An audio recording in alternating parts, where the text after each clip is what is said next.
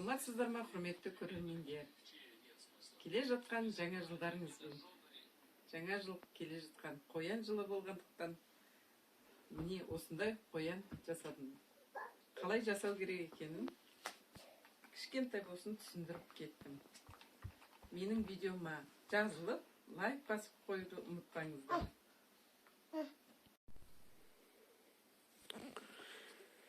Қоянды жасап отырмыз. Биыл қоян жылы.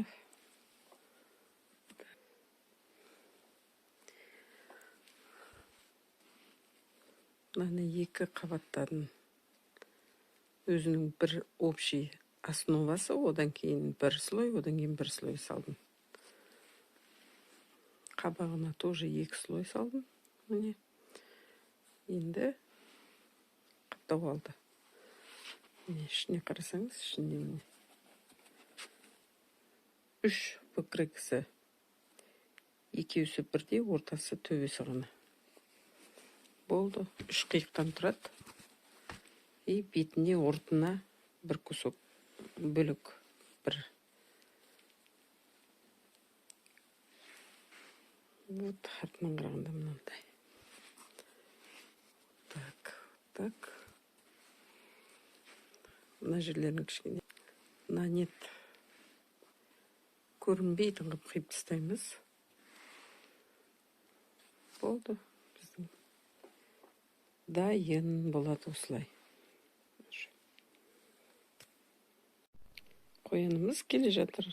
Ақырын шығып келе жатыр. Аузы, көзі бәрі келді.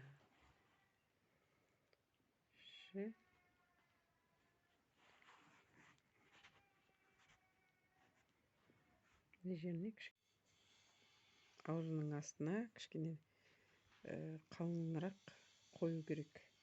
Қалыңырақ қоймасаңыздар, кейін ыдырап кетуі мүмкін. Сондықтан мына жерін қалыңдатып екінші слой жабыстырып қоямыз.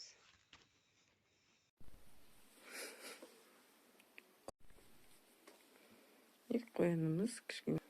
Қоянымыздың аузын тігіп жатырмыз.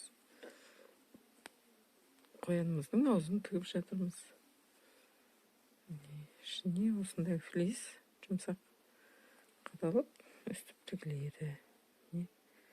Қоянымыз ақырындап шығып келе жатыр. Қазір мұның бәрін бүктеп, ішіне қарай тігіледі осылай. Қоянымыз уже аузын тігіп болды. Аузынан үш жерден қарайды адамдар. Енді мұрын, көзін бәрін тігіп қойдық. Көзін қазір жасаймыз. Енді мұрынына келіп жатырмыз. Мұрынын, міне, былай, мынандай мұрынына астына паралон, мына жерге төртбұрыш келтіреміз да, мынаны осылай тігіп, мына жерге бүйтіп келеді. И получится вот такой біздің кішкентай қоянымыз шыға келеді. Әдемі болып. Міне мұрынын былай тігілді. Енді бүйтіп осылай тігіледі. Сосын ол былай тасылады. Көз.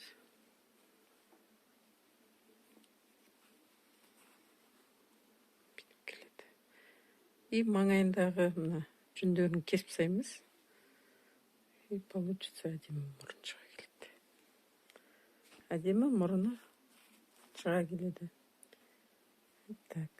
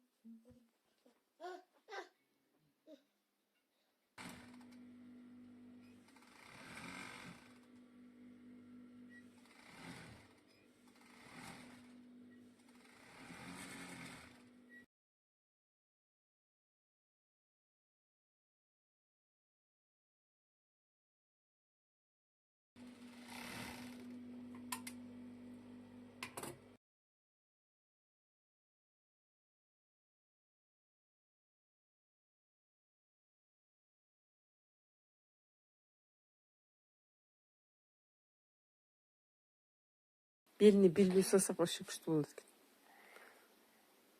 екен.